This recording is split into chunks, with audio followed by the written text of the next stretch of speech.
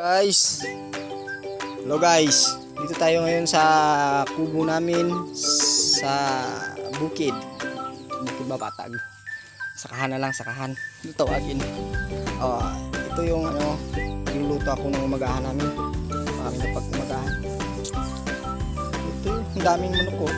Yan, manok, may aso, puta. Yun,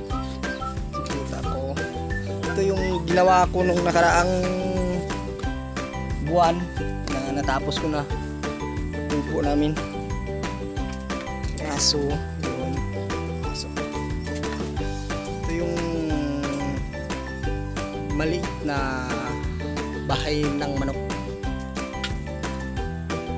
May mga manok, may mga ilan-ilan na akong manok dito pero hindi pa masyado marami kasi magsisimula pa lang ako. Ayun. Pagod. Saka maluluto ako ng umagahan. Ito yung umagahan namin. Pichay, isdahon, sitaw, saka isda. Makakulit ng likod ng bubo ko, mayroong sapa. Yan. Sapa. Simpleng buhay lang. Meron akong mga tanim ditong langka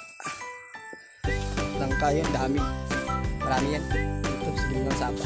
Ito yan, binalot ko ng plastic para hindi hindi uurin, baka mukha akong mayabit, baka merong hilog.